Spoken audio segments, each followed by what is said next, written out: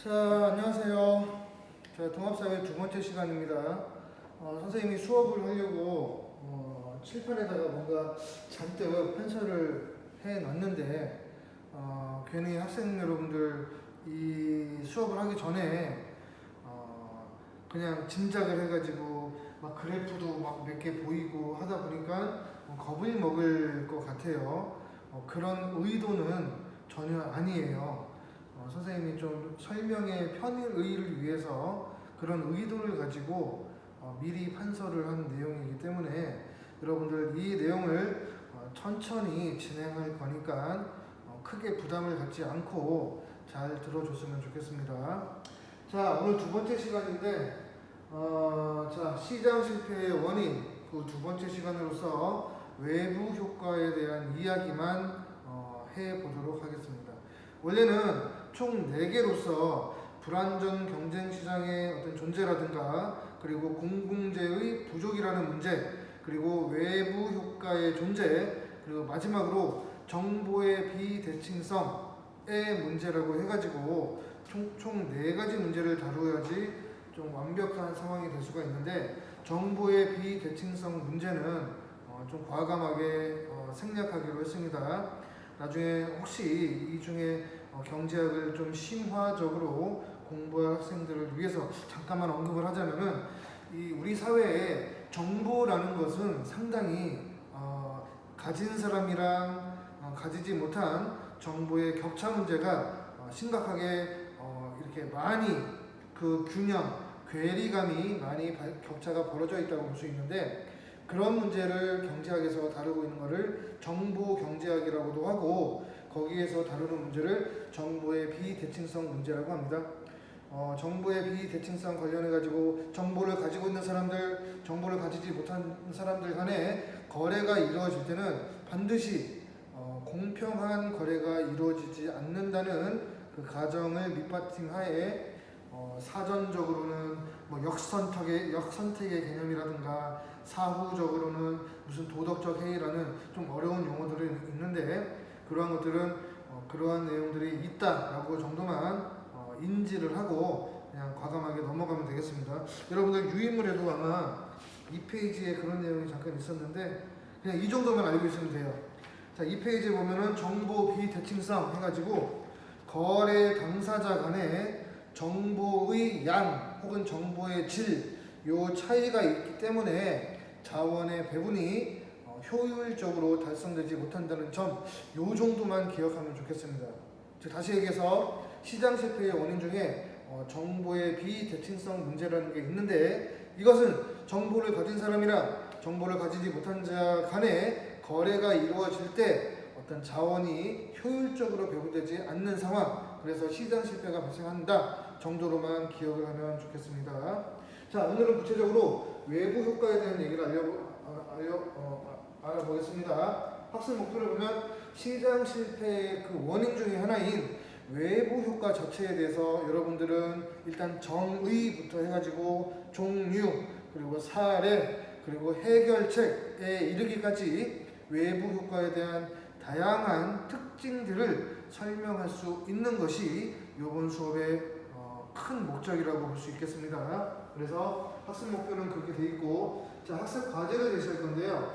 여러분들 살면서 오늘 외부 효과라는 수업을 듣고 나서 뭔가 떠오르는 개념들이 있을 겁니다. 여러분들이 여태까지 살면서 경험했었던 무수히 많은 외부 효과라는 게 있을 겁니다.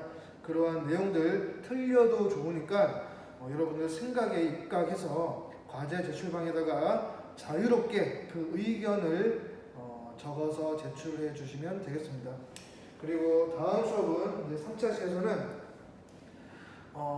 공공재라든가 불안전 경쟁시장 그리고 오늘 배운 외부 효과에 이르기까지 다양한 문제들을 우리 교과서를 통해서 혹은 선생님이 제시하는 문제를 통해서 접근을 해보고 마지막으로 비합리적인 소비라고 할 수 있는 타인을 의식해서 하는 소비 뭐 편승 효과가 있다, 백로 효과, 스노브 효과 뭐 이런 것들이 있는데 이러한 것들을 언급을 하고 마치도록 하겠습니다.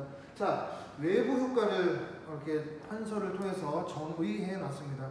자, 외부 효과라는 거 어떤 경제 주체의 행동이 제3자한테 의도를 하지 않았음에도 불구하고 어떤 혜택을 주든가 아니면 손해, 피해를 줬는데도 불구하고 그 전자에 대한 대가가 그리고 후자에 대한 어떤 손해배상 등이 절대로 이루어지지 않는 상황을 외부 효과라고 합니다. 자, 경제 주체라는 부분은 경제를 영위하는 주체라고 볼 수 있고, 우리 통상적으로 가계, 기업, 정부, 해외도 마찬가지. 이 정도의 경제 주체들이 어떤 행위를 할 때 이때 말하는 행동은 선생님이 이렇게 두 가지로 나누었습니다. 자, 경제 주체가 경제 객체, 재화와 서비스를 가지고 행위를 하는 유형은 크게 생산, 소비, 분배 등이 있습니다.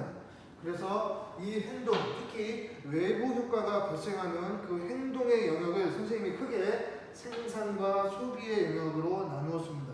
조금 이따 볼 겁니다. 자, 그래서 어떤 이들의 행동이 어떤 행위를 했는데, 생산이나 소비 활동을 했는데 어떤 다른 사람들한테 의도하지 않았던 그 결과, 즉 어떤 이득을 준다든가 손해를 줬는데도 불구하고 대가를 지불하거나 어떤 손해배상을 하지 않는 그러한 상황을 일컫는 겁니다. 자, 이득을 받는 것은 좋은 것일까요? 나쁜 것일까요?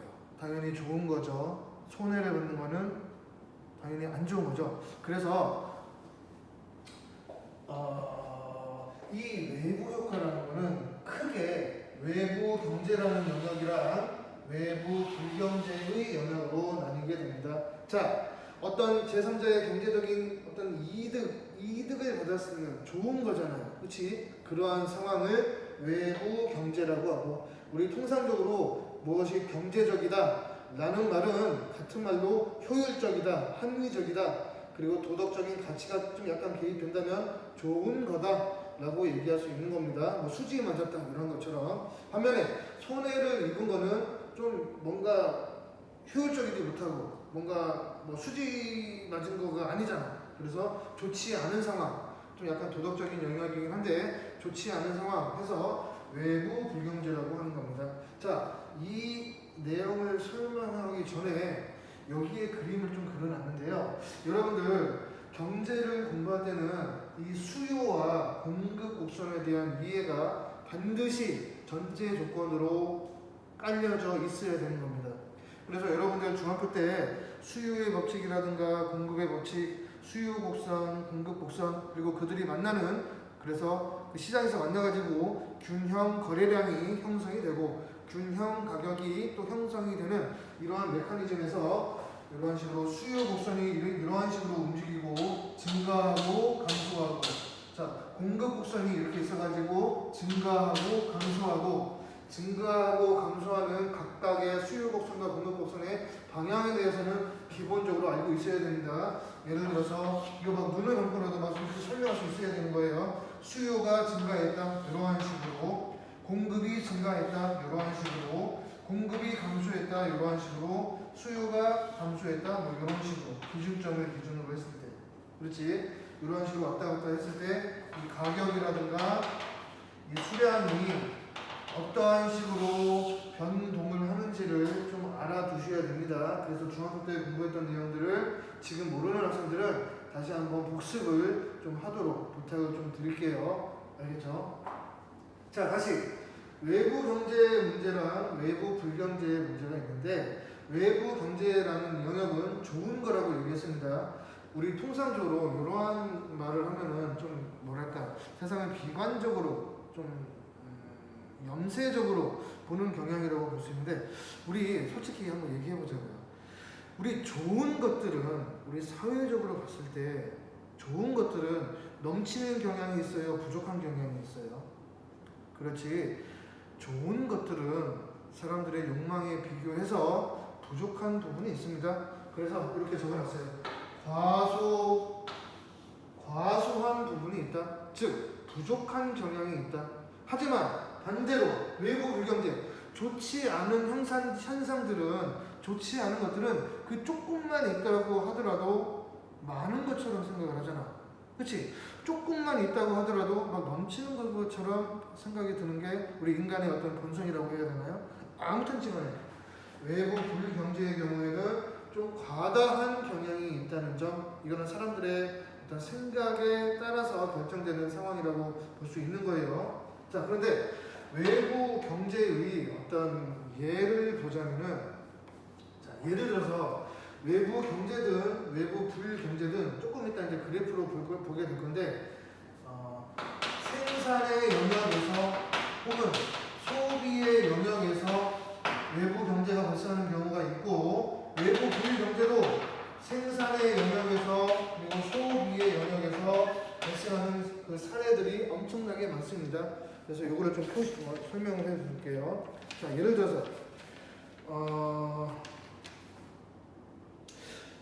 들어서 이제 조금 있으면은 이제 추운 겨울이 이제 오고요. 그에 따라서 감기, 독감에 걸리지 않기 위해서 독감 주사를 예방 접종을 하는 상황을 한번 상정을 해봅시다. 자, 선생님이 예를 들어서 만약에 예방 접종, 독감 예방 접종을 맞았다면, 그치?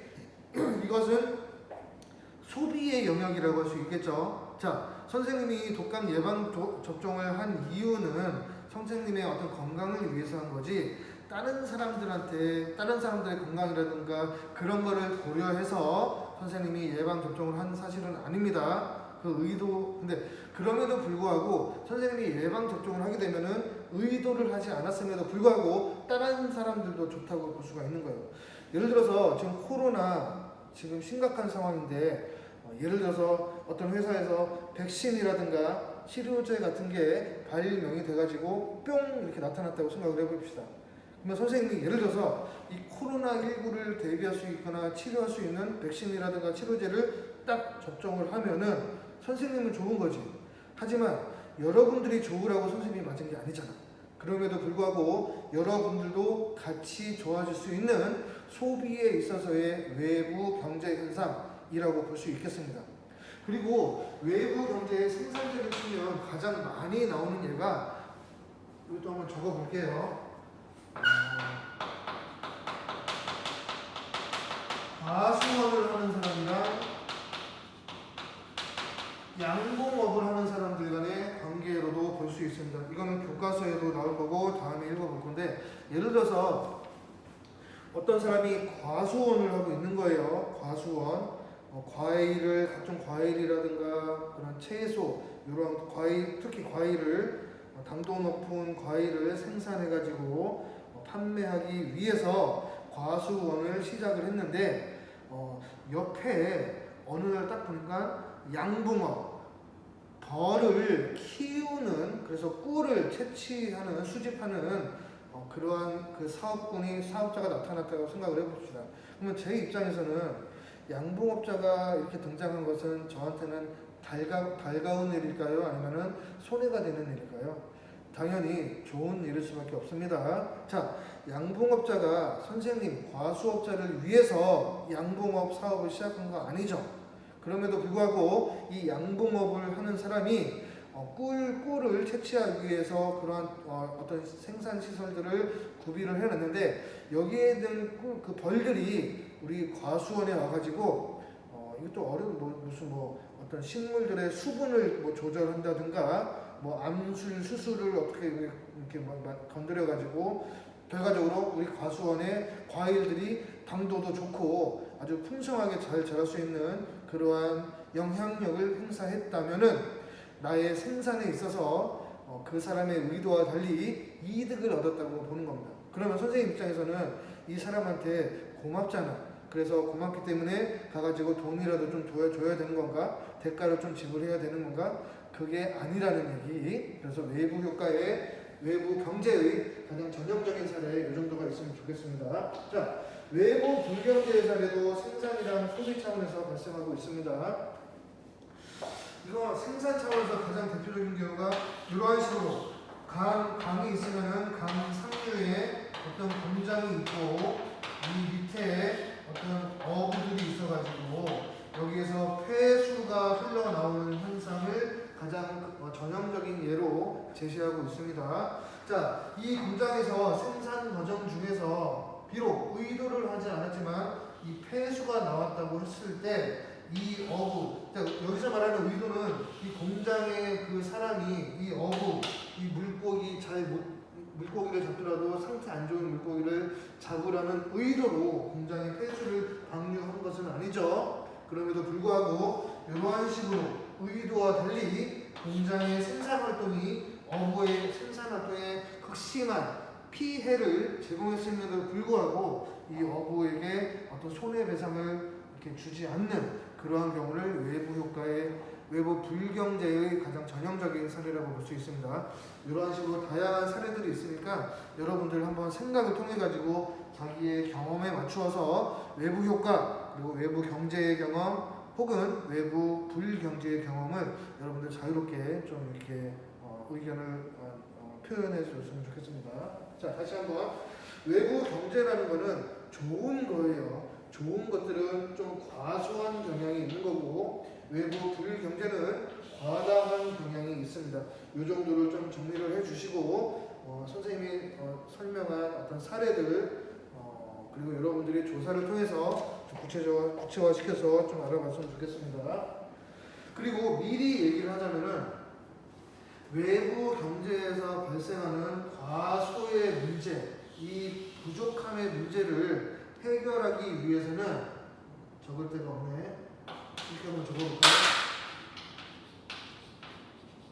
보조금을 지급하는 방법이 있습니다.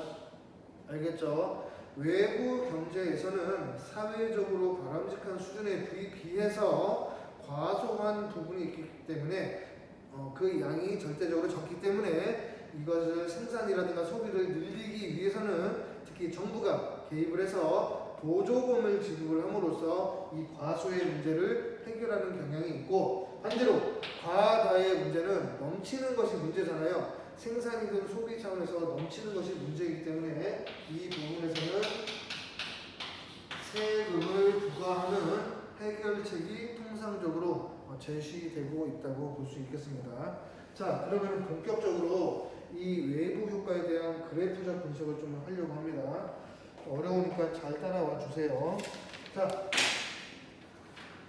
생산에 있어서 외부 효과. 자, 이 생산을 다루는 영역은 우리 공급 곡선을 볼 수가 있는 거예요. 자, 생산을 담당하는 경제 주체, 특히 이 기업 입장에서는 비용의 문제라는 것을 가장 중요하게 생각한다고 볼 수 있습니다. 첫 번째, 외부 경제의 입장에서는 아까 과소의 문제가 있다고 했죠. 외부 경제의 생산적인 영역에서는 이러한 식으로 수요 곡선과 어떤 공급 곡선이 있을 때 외부 경제의 문제는 이러한 식으로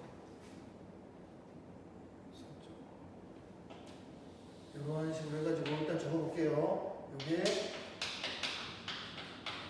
사회적인 공급 곡선이라고 할 수 있는 겁니다. 자, 사회적인 공급 곡선이라 그럼 이거는 뭐겠어? 개인적인 공급 곡선이라고 볼 수 있겠죠? 이 공급 곡선이라는 거는 비용의 문제에 따라서 그 그래프 곡선이 왔다 갔다 할 수가 있는데 이 외부 경제에서는 이러한 식으로 여기서 나타나는 요게 사회적으로 가장 바람직한 균형, 사회적으로 바람직한 그 최적의 어떤 수량이라고 생각을 한다면은 이 개인적인 공급 곡선이 이 수요 곡선과 만나는 점을 비교하면은 이런 식으로 최적 수량에 비해서 절대적으로 이렇게 부족한 문제가 발생하고 있다고 볼 수가 있는 거예요. 그렇지? 그래서 여기서는 이 사회적 비용, 이 필기가 자 이렇게 적어보세요. 자, 사회적 비용이라는 게 있고 여기에 사적인 비용이 있을 비교했을 때, 자, 사적인 비용과 사회적인 비용 둘을 비교했을 때 어디가 더 큰 거예요? 자, 비용이 더 크다는 말은 공급곡선이 위로 감소한다는 말이에요. 비용이 더 많이 들면은 더 많이 만들겠어요? 덜 만들겠어요? 덜 만들겠지? 그래서 여기서 상대적으로 요 공급선이 덜 만드는 거잖아. 그래서 비용이 더 많이 든다고 얘기하는 거예요. 그래서 개인적인 사적인 비용이 사회적인 비용보다 훨씬 더 크다. 이렇게 기억을 하면 좋겠습니다. 설명이 좀 매끄럽지 못하는데 이해를 했으려나 모르겠네. 자, 다음에 외부 불경제의 경우에는 반대로 요게 사적인 공급곡선이라고 볼 수 있다면은 이러한 식으로 사회적인 공급곡선이 이러한 식으로 감소를 하게 되는, 감소되어 나타나는 경향이 있는 겁니다. 즉 다시 얘기해서 사회적인 공급곡선이랑 이 수요곡선이 만나는 점이 바로 최적의 수량이라고 가정한다면 이러한 식으로 실질적으로 달성되는 양에 비해서 이 최적의 비용은 뭐랄까 이러한 식으로 과다하게 만들어지고 있다는 것을 볼 수가 있는 겁니다. 그렇지? 그리고 여기에서도 사적인 비용이랑 자, 사회적인 비용을 봤을 때 이 사회적 비용이 훨씬 더 크다고 볼 수 있는 거죠. 이런 식으로 사회적 비용이 더 크다. 이 정도로 기억을 하면 좋겠네요. 자, 반대로 소비 측면에서는 소비를 하는 주체, 소비를 하는 경제 주체는 가계라고 볼 수 있습니다. 이 가계라는 소비 주체에서는 그들의 생각을 나타내는 것을 수요 곡선이라고 하는데, 자, 편익이라든가 효용의 문제라고 볼 수 있는 거예요. 첫 번째, 외부 경제의 차원에서는 자,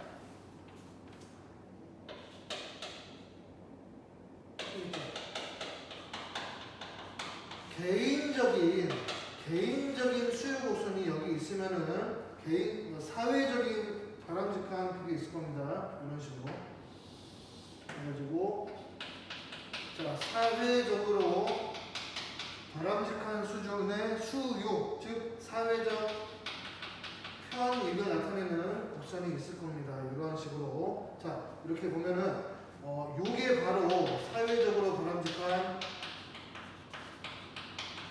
최적의 상황이라고 최적의 상황이라고 볼 수 있는데, 실질적으로는 여기에 비해서 이러한 식으로 과소하게 부족하게 균형을 이루고 있는 경우라고 볼 수 있는 겁니다. 그래서 여기에서는 어떤 사적인 편익이랑 사회적인 편익을 비교했을 때, 자, 수요 곡선이 이러한 식으로 오른쪽으로 증가했다는 말은 편익이, 효용이 증가했다는 말을 의미하는 겁니다. 자, 그러면 개인적인 수요 곡선, 개인적인 편익이랑 사회적인 편익이랑 비교했을 때 어떤 편익이 더 크다고 볼 수 있는 거죠? 당연히 사회적인 편익이 더 큰 거라고 볼 수 있는 거지. 그래서 사회적인 편익이 이렇게 크다. 됐죠? 자, 외부 경제가 일어나는 소비의 영역에 있어서는 사적인 편익보다 사회적인 편익이 더 크다. 그래서 과소의 문제가 발생하기 때문에, 즉 사회적인 편익이 더 크기 때문에 이때는 보조금 지급해서 개인의 요구를 좀 늘려가는 방향이 필요하다. 반면에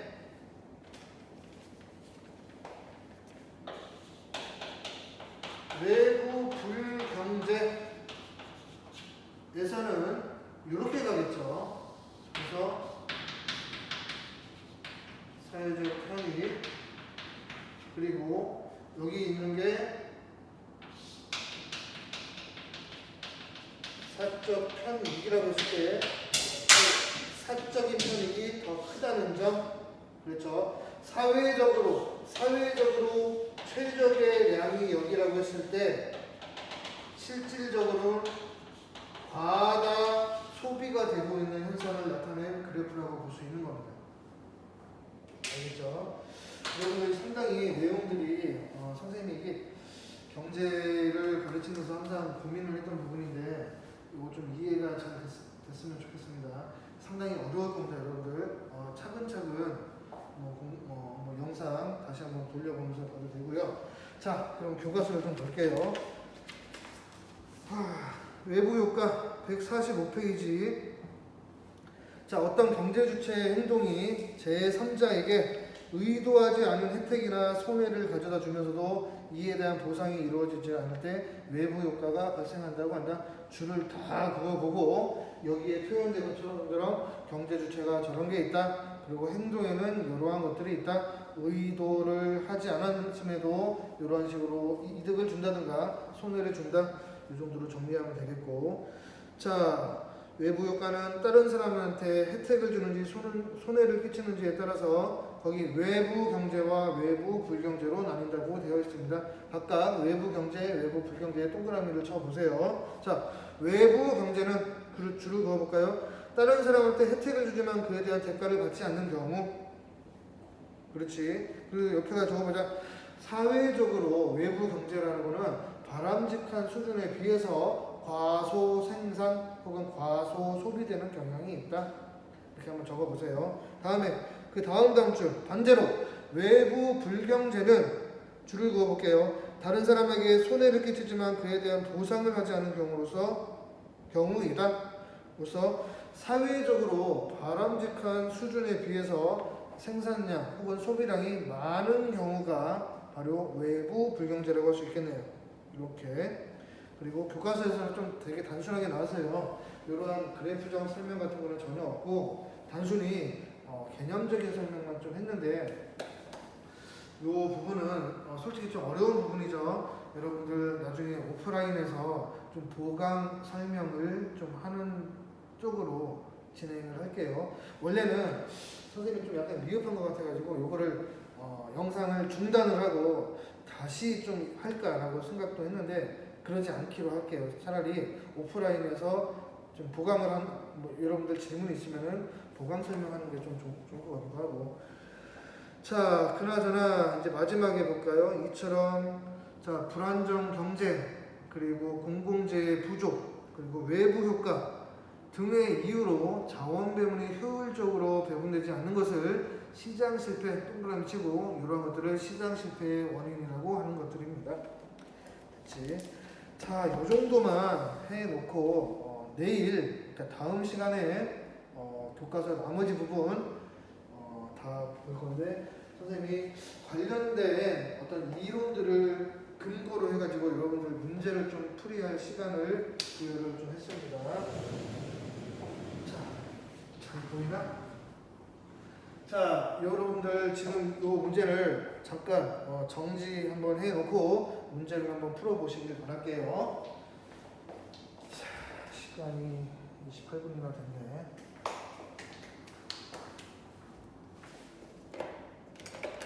문제 바로 풀어봅니다. 자, 가와 나에 대한 설명으로 옳은 것을 골라보자. 자, 가번 세모 축구장 주변에 사는 주민들이 관람객들의 응원 소리로 인한 소음으로 고통을 호소하고 있습니다. 자, 이거 외부 불경제의 상황이라고 볼 수 있는 거죠. 그리고 특히 소비의 차원에서의 외부 불경제라고 볼 수 있는 겁니다. 됐죠? 자, 드라마 이러한 것이 흥행하면서 촬영지인 이 지역의 숙박시설이나 식당 매출이 크게 증가하였다. 매출이 크게 증가했다. 그렇지? 이 드라마가 이 흥행을 했다는 것은 물론 이들 입장에서는 좋은 건데 다른 이 숙박시설이나 식당의 매출에 기여하려고 했던 의도했던 부분이 아니죠. 그래서 이거는 외부 경제의 영역이라고 할 수 있는 거고 이거는 생산 영역에서의 외부 경제라고 볼 수 있습니다. 자, 다시 한번 얘기할게요. 외부 불경제는 우리 사회적으로 바람직한 수준에 비해서 과다 생산되는 경우가 있고, 이거는 외부 경제는 과소 생산 혹은 소비되는 경우가 있는데, 이거는 소비의 영역이니까 과다 소비된다. 그치? 그리고 이거는 생산의 영역이니까 과소 생산된다. 자, 4번. 가는 외부 경제에 해당한다. 틀렸죠? 가는 외부 불경제에 해당합니다. 자, 2번. 가는 사회적 편익이랑 사적 편익을 비교해 볼까요? 가는 외부 불경제라고 했죠. 소비에 있어서. 자, 소비에 있어서 외부 불경제는 이 부분이에요. 사적 편익이 사회적인 편익보다 더 큽니다. 그래서 사회적 편익이 사적 편익보다 크다는 것은 요거 반대로 된 거예요. 반대로 됐기 때문에 틀렸습니다. 그치? 자, 나번. 외부 경제는 사회적 비용이랑 사적 비용 했을 때 이것도 반대로 되어 있다는 점 체크를 해야 됩니다. 자, 비용에 있어서는 사적 비용이 사회적 비용보다 크다고 해야지 옳은 설명이 되는 거예요. 자, 4번. 사회적 최적 거래량보다, 자, 외부 경제가 생산에 있어서 외부 경제가 나타나는 현상은 사회적인 최적 거래량보다 시장 균형 거래량이 많다라고 봤는데, 사회적으로 이거 과소하다고 했잖아. 그치? 사회적으로 최적인 그 량에 비해서 과소한 거지 많은 것이 아닙니다. 그래서 4번. 그치? 이 문제를 선생님이 일부러 이렇게 만든 이유가 있습니다. 자, 가와 나 모두 시장 실패의 사례이다 라는 것이 정답이고요. 이 수업을 통해서 얘기하고 싶은 거 바로 시장 실패의 한 단면으로서 외부 효과라는 거, 자, 자원 배분이 비효율적으로 달성한다는 점을 좀 강조를 하면서 수업을 좀 마치도록 하겠습니다. 자, 다시 한번 얘기할게요. 좀 부족한 부분은 여러분들 오프라인 수업에서 더 보충하고 보완하는 걸로 하겠습니다. 자, 그러면은 시간 오버된 것 같았는데 좀 미안하고요. 3차 시험은 진짜 짧게 한번 해볼게요. 자, 고맙습니다.